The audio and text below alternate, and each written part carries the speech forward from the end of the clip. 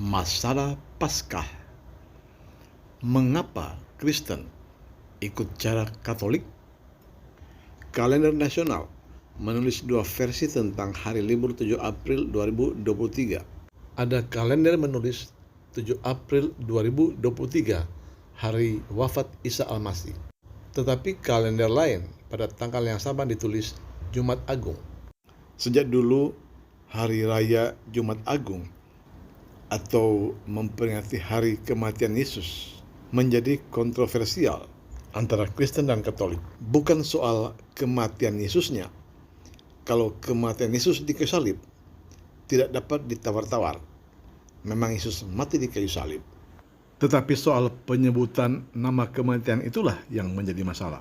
Di kalender nasional ditemukan ada dua macam penulisan tentang memperingati hari kematian Yesus. Pertama disebut memperingati wafatnya Isa Al-Masih atau wafatnya Yesus Kristus. Kedua disebut memperingati Jumat Agung. Jadi yang satu menulis wafat Isa Al-Masih, satunya lagi menulis Jumat Agung. Perlu diketahui bahwa tulisan kematian Isa Al-Masih merupakan pemberitahuan ke seluruh dunia atau secara umum bahwa Yesus Kristus mati, yakni mati di kayu salib. Sedangkan penyebutan Jumat Agung itu sebutan untuk ritual atau ibadahnya, lebih khusus ditujukan kepada umat Katolik, bukan kepada Kristen Protestan.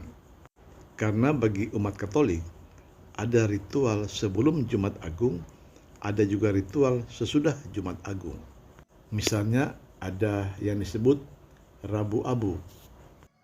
Setelah Rabu Abu disebut Minggu Palma. Kemudian ada lagi yang disebut Kamis Putih. Kemudian Jumat Agung.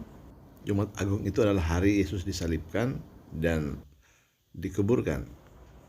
Lalu Sabtu Suci dan Minggu Paskah. Pengertian Minggu Paskah itu adalah hari kebangkitan Yesus Kristus. Rangkaian dari ritual-ritual ini disebut Pekan Paskah atau Minggu Paskah.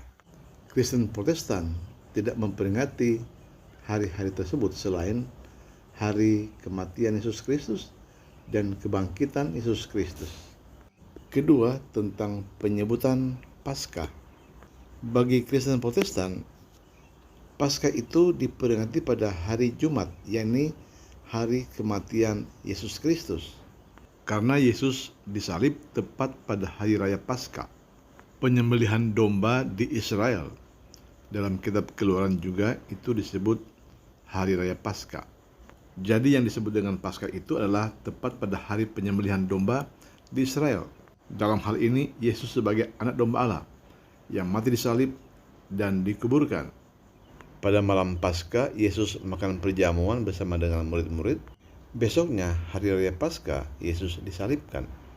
Dan pada hari ketiga, dia dibangkitkan. Dalam versi Katolik, setelah Jumat Agung, ada Sabtu Suci, kemudian hari Minggunya disebut Minggu Paskah. Letak perbedaannya ada di sini. Ketika disebut Minggu Paskah, kesannya Paskah itu terjadi pada hari Minggu.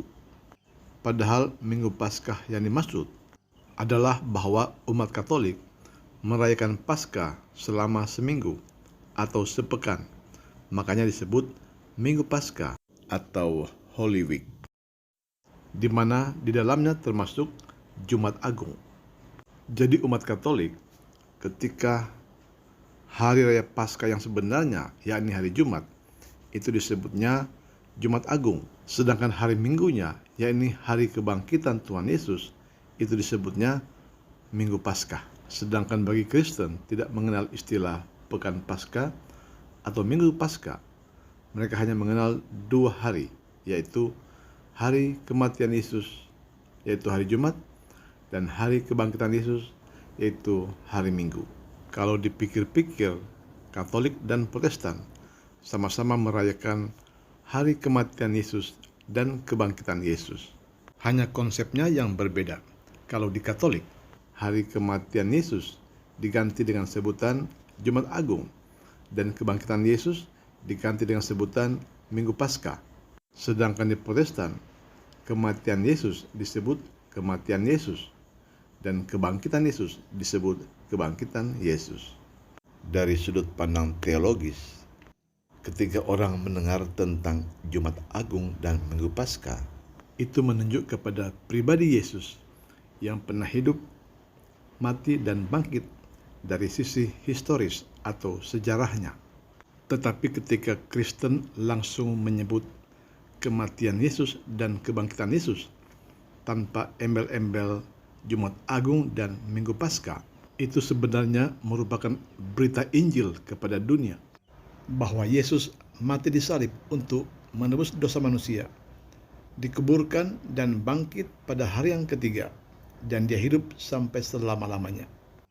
Kalau Paskah versi Katolik memberitakan kepada dunia tentang Yesus di masa yang lampau, sedangkan Paskah versi Kristen memberitakan kepada dunia tentang Yesus di masa yang akan datang. Jadi lengkap sudah apa yang disampaikan Yesus, bahwa akulah Alfa dan Omega, yang awal dan yang akhir.